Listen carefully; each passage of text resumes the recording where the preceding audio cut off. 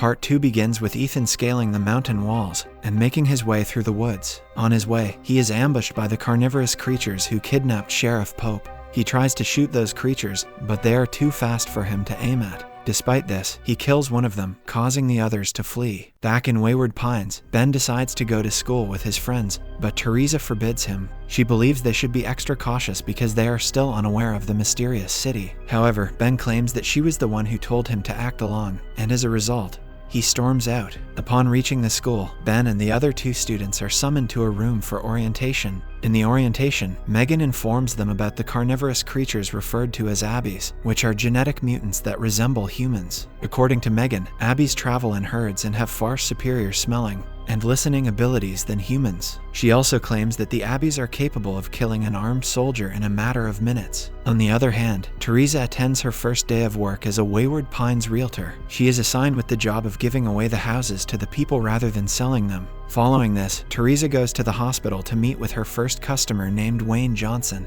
who has just woken up and appears to be confused. Teresa soon realizes that he's in the same situation as she is, so she assures him that she can assist him. She asks him in hushed tones if he remembers his past, but at the same time, Pam interrupts them, forcing them to change the subject. Later, Teresa takes him to a house and pretends to give him a house tour. She runs a loud sound of the dryer and warns Wayne about the cameras and microphone, claiming that they are being watched. She then asks what he remembers, to which he says he remembers waking up in a chamber and seeing many other chambers filled with people. Back in the orientation, Megan asks the students what they remember before arriving at Wayward Pines Hospital. Coincidentally, all 3 of them had an accident, rendering them unconscious and landing them at Wayward Pines. Megan claims they must have assumed they were unconscious for a few hours, but that wasn't the case. Megan claims that it wasn't an accident, but instead, they were all chosen to be part of a special community and to survive the human race. She goes on to say that they were kept in hibernation chambers, which can keep people alive for more than 2,000 years,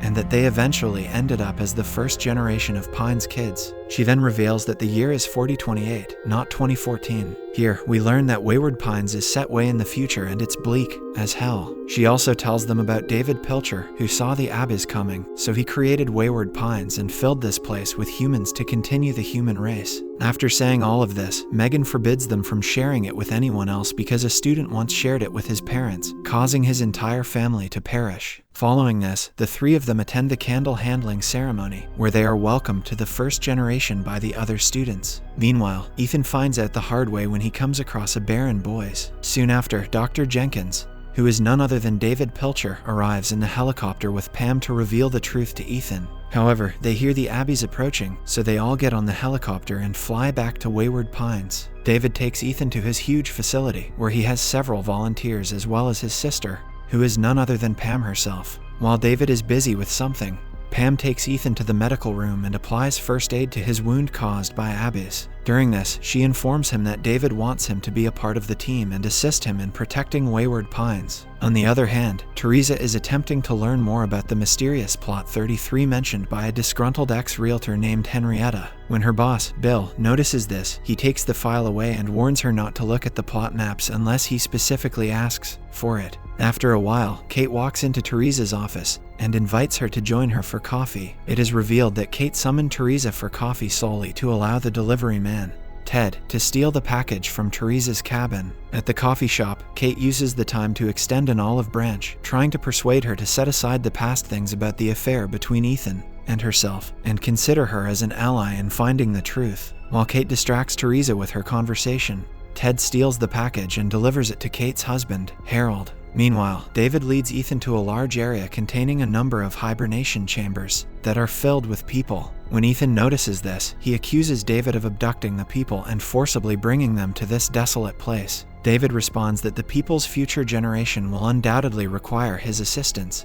as the future will be taken over by abbeys. As a result, he is doing all of this to save them. He then talks about how he and Pam gathered a group of people, including Dr. Fisher, Megan, and the late Sheriff Pope, to assist them in racking up future inhabitants. He also claims that he chose people who were depressed from their lives and desired a fresh start. Following this, he along with his volunteers left the old world in 2014 and went to sleep for 2,000 years. According to David's algorithms, 2,000 years would be enough time for the environment to reset. and for the planets to thrive after all humans died out. He goes on to say that when he awoke from his hibernation chamber, he realized that his sacrifice and hard work had been completely worth it because after 2,000 years, they were the only humans left. Furthermore, he claims that the first generations are the source of the Enlightenment and should be protected. Despite his efforts to save them, some reckless groups are attempting to remove their chips, harm the people, and tear down the fence. After hearing all this, Ethan agrees to protect the residents of Wayward Pines from Abby's reckless groups and even from David. On the other hand, the reckless group includes Kate and Harold, who are in their knick-knack shop preparing a music box bomb with the help of materials stolen by Ted. Meanwhile, Teresa is at the office, and as soon as Bill walks out, she steals the map of Plot 33. The next morning, Ethan returns home, and despite David's warning about not informing anyone, he tries to explain everything to his wife. However, Teresa is unable to comprehend anything and looks at him in disbelief. Later, Ethan notices a problem with his truck, so he asks Teresa to walk Ben to school. When they arrive at the school, Teresa, who is curious about what the students are learning, asks Megan if the school will hold parent-teacher conferences. Megan asks that she keep her child safe and leave the rest to them. Following this, Teresa walks towards Plot 33 and notices something unusual with its ground. At home, Ethan is investigating his truck and discovers a bomb inside. He then suspects the reckless group, so he goes to see a man named Franklin. However, Franklin doesn't reveal anything and walks away. Ethan, who is suspicious of him, follows him and meets Harold. Following this, Ethan takes him under custody and inquires about the members of the reckless group. But Harold remains silent, so Ethan hands him a piece of paper with a message for Kate and lets him go. At school, Megan teaches biology to the children, explaining that they will be the first one to produce their offspring in Wayward Pines. She also uses Ben and his friend, Amy, as an example, stating that there will be several couples among them. Amy appears to enjoy the session, thinking about being with Ben. It is revealed that Amy likes Ben a lot, and Ben enjoys her company as well. After class, Amy expresses her feelings to Megan and considers asking Ben out on a romantic date. Hearing this, Megan smiles and tells her to enjoy the moment. After this, she approaches Ben and invites him to a night walk in the woods, to which he agrees. Meanwhile, Teresa goes to work and informs Bill of the unusual terrain at Plot 33. Hearing this, Bill appears hesitant to discuss the plot and asks that she not visit there. He then signals the hidden microphone, alerting her to the fact that they are being watched and causing Teresa to stop speaking. On the other hand, Kate receives the message from Ethan and visits his place. Ethan is aware that Kate is the leader of the reckless group who is planning to blow up the fence in order to escape.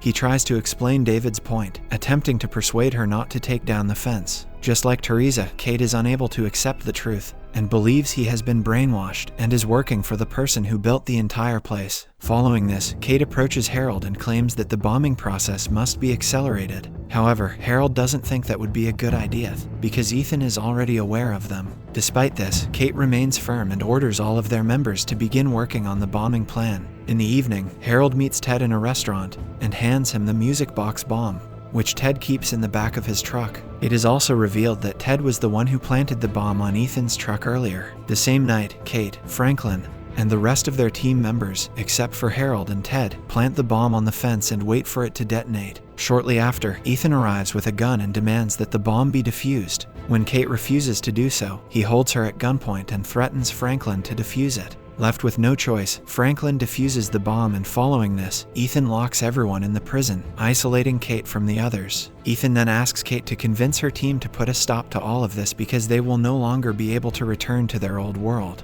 Kate responds that it won't stop because it has just begun. Hearing this, Ethan realizes Harold is still missing and that there is another bomb. He rushes over to Pam and asks her to locate Harold. During this, they discover the CCTV footage of Harold handing the bomb to Ted. Ethan then locates Ted and rushes over to him. Meanwhile, Ben sneaks out of the house to meet with Amy. After that, they both sneak into Ted's delivery truck and drive off into the woods. Soon after, Amy discovers the music box and, unaware that it's a bomb, she triggers it. Ethan speeds up his truck in the hope of catching Ted's truck, but the reckless group members wreck his truck with a dumpster on the way. Despite this, Ethan runs towards Ted's truck, but he is a bit late as the truck explodes in his face, throwing Amy and Ben out on the street, bruised and bloodied. Amy is standing up dazed, but Ben is lying on the ground, all messed up. Subscribe to see more videos like this, turn on the notifications, and leave a like to help the channel out. Thanks for watching.